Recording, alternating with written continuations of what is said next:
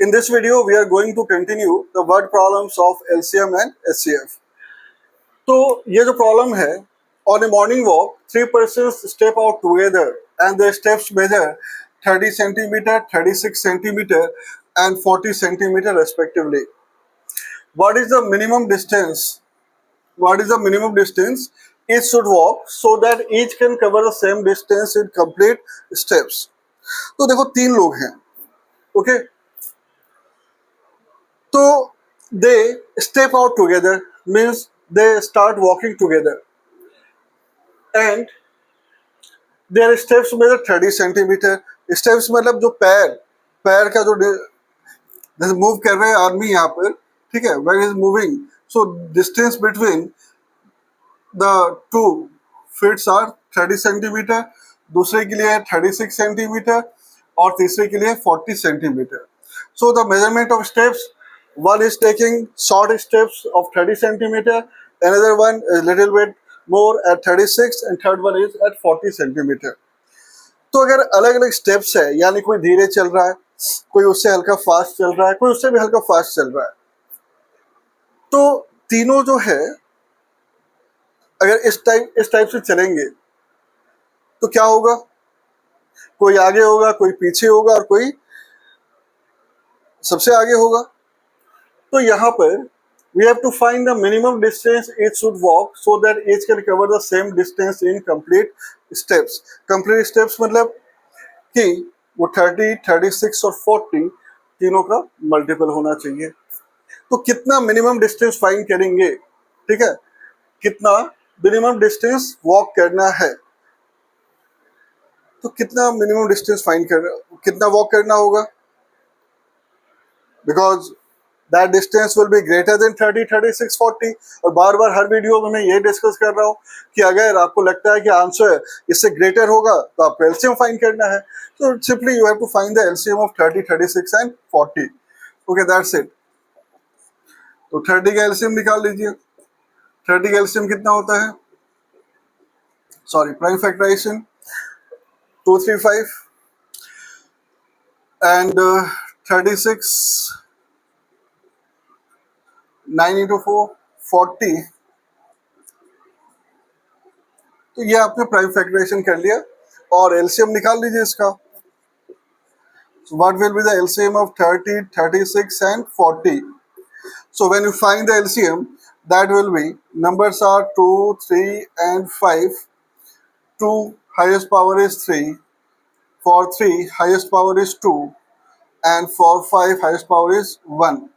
So that is 8 into 5, 40 into 9, 360 steps. Okay. So what is the minimum distance each should walk so that each can cover the same distance in complete step? It means they should minimum walk 360 centimeter. कितना walk करना होगा? 360 centimetre. अगर आप उन्होंने walk किया minimum, तो they can cover the same distance. Distance कितना हो गया? 360 centimetre in complete steps. Complete steps मतलब 360 को अगर 30 से डिवाइड करोगे तो रिमाइंडर 0 आएगा. आपको कितना? You will get 12. Okay, so in 12 steps he will take 12 steps to cover this much, and this 36 he will take 10 steps, and for 40 he will take 9 steps. It means they will take complete steps. तो ये बस था explain करने के लिए. But simply क्या है, अगर आपको लगता है कि आंसर इससे ग्रेटर आने वाला है तो एलसीएम निकाल दीजिए. बस इतना करना है. नेक्स्ट क्वेश्चन देखिए. In a school there are two sections, section A and section B of class 10. There are 32 students in section A and 36 students in section B. तो दो सेक्शन है. ओके, तो सेक्शन ए में total 32 students है और section B में total 36 students है. Determine the minimum number of books required for their class library. यानी हमें क्या लेना है? बुक्स लेना है. किसके लिए? क्लास लाइब्रेरी के लिए. So that they can be distributed equally among the students of section A और section B. तो बुक्स तो लेना है, ऐसे लेना है कि जो सेक्शन ए और सेक्शन बी दोनों क्लास के बच्चों को इक्वली डिस्ट्रीब्यूट हो सके। क्या लगता है आपको क्या होगा, एलसीएम या HCF? Yes, if you think that it is the LCM because the number of books will be more than 32 and 36, then you are definitely correct. तो बस क्वेश्चंस दिखाने के लिए इतना लंबा लग रहा है, बट आंसर बहुत ही सिंपल सा है, छोटा सा है. You simply have to find the LCM of 32 and 36 because the number of books required will be more than both 32 and 36. Okay, तो बस निकाल लो यहाँ पर 32 कितना होता है, 32 2 का पावर 5 36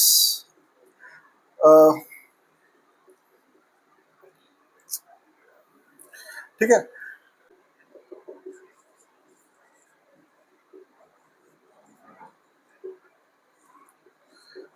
रिक्वायर्ड नंबर बुक्स कितना होगा, that is the LCM of 32 and 36 and this is 2 power 5 into 3 square, that is 32 into 9.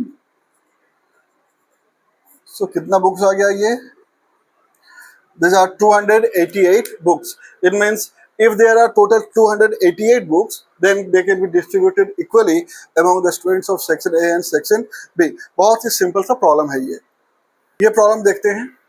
In a seminar, the number of participants in Hindi, English and Maths are 60, 84 and 108. मतलब हिंदी में total कितने participants हैं, 60, English में 84 and maths, in case of maths number of participants are 108. Find the minimum number of rooms required. क्या find करना है, minimum number of rooms required if in each room the same number of participants are to be seated. तो जो rooms ऐसा find करना है कि कम से कम रूम लगे हमें एंड हर रूम में same number of participants are to be seated and all of them being in the same subject.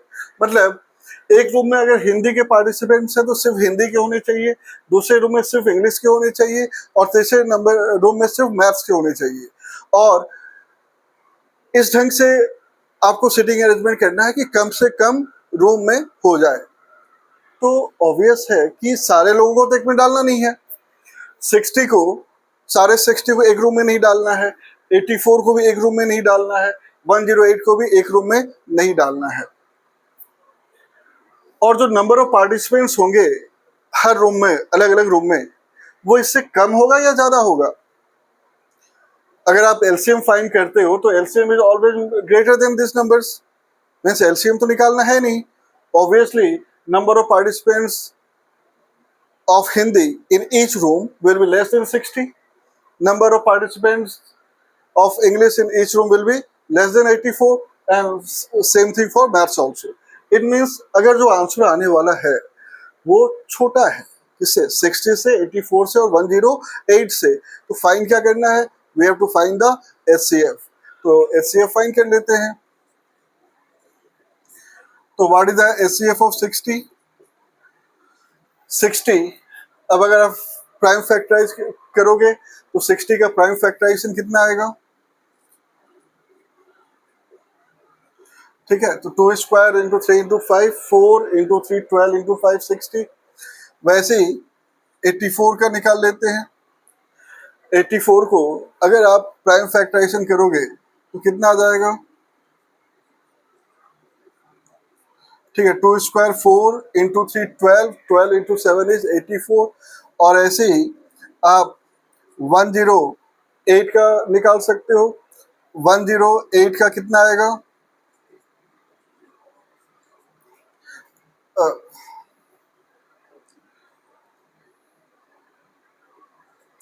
ठीक है. सो 3 का क्यूब यानी 27, 27 इंटू 4 एंड 27 इंटू 4 इज 108.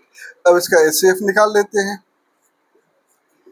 तो एचसीएफ ऑफ 60, 84 एंड 108 कितना आएगा, नंबर्स लिख लो पहले. 2 3 7 सॉरी, ये हमें नहीं लिखना है क्योंकि एचसीएफ निकाल रहे हैं। एचसीएफ हम क्या निकालते हैं, कॉमन लेते हैं। तो कॉमन क्या क्या है, टू, टू सब में है तो वो कॉमन है, थ्री, थ्री भी सब में है तो वो भी कॉमन है, फाइव नहीं है इसमें, सेवन भी नहीं है सब में, तो टू और थ्री लेंगे। और क्या लेते हैं, लोएस्ट पावर, तो टू का लोएस्ट पावर टू है और थ्री का लोएस्ट पावर थ्री है, यानी कि 4 into 3 12. It means number of participants in each room is what, 12. क्या लिखेंगे, therefore number of participants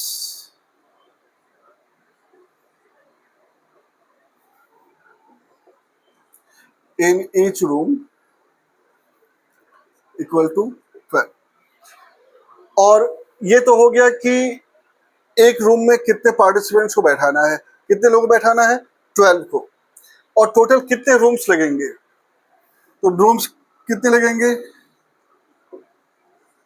number of rooms required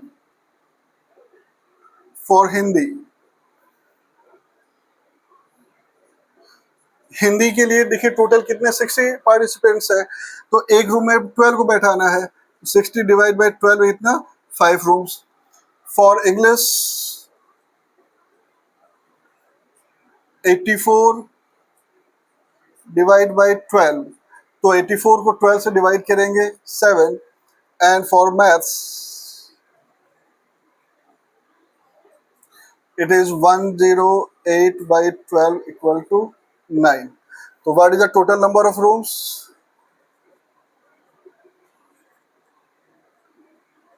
Total number of rooms हो जाएगा 5 plus 7 plus 9, that is 21 rooms.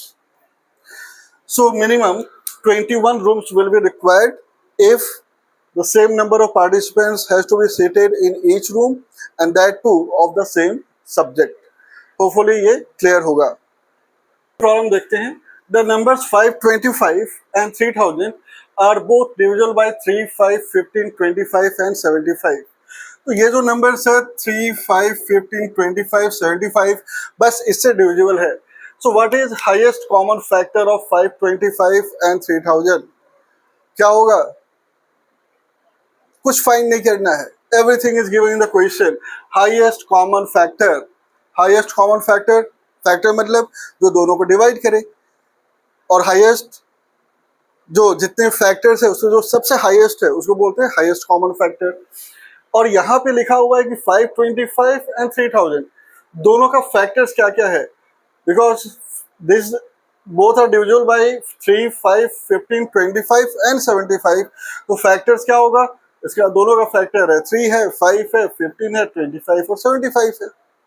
इसमें highest factor कौन सा है, हाईएस्ट फैक्टर कितना है, 75। तो आंसर इज व्हाट, 75। ओके, तो बस इतना आंसर लिख देना है। एचसीएफ कितना आ जाएगा, 75। Justification you can write, what is the justification, that since these numbers are divisible by 3, 5, 15, 25 and 75, so these are the factors. Out of this the highest factor is 75, and highest factor is called as highest common factor, so your answer is 75. Next problem, can two numbers have 18 as their HCF and 380 as their LCM? Justify your answer. देखो numbers कुछ भी हो सकता है,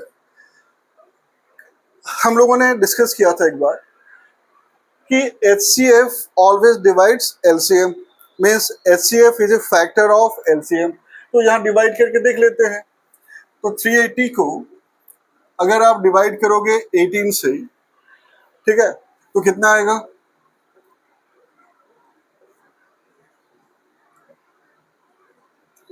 तो you are getting 2 as the remainder. So when you divide this 380 by 18, you get 2 as the remainder। Zero तो नहीं आ रहा है, जीरो नहीं आ रहा मतलब कि जो HCF है that is not a factor of LCM, it means this case is not possible। ठीक है, तो यहाँ पे क्या लिखोगे,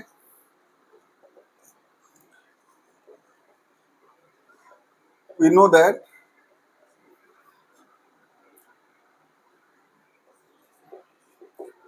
HCF always divides LCM. क्या लिखोगे? HCF always divides LCM. In this case 380 is not divisible by, it is not divisible by 18, hence two numbers cannot have 18 as their HCF and 380 as their LCM. Okay तो यहाँ पे justify भी करना था, तो this is a justification. What is justification? That HCF always divides LCM या HCF is a factor of LCM. But in this case we just found that this 380 is not divisible by 18. Divisible मतलब remainder 0 आना चाहिए था, remainder 0 नहीं आया. It means two numbers can not have 18 as their HCF and 380 as there LCM. तो आज के लिए इतना ही. मिलते हैं किसी कुछ और टॉपिक के साथ एक छोटे से ब्रेक के बाद. Till then bye.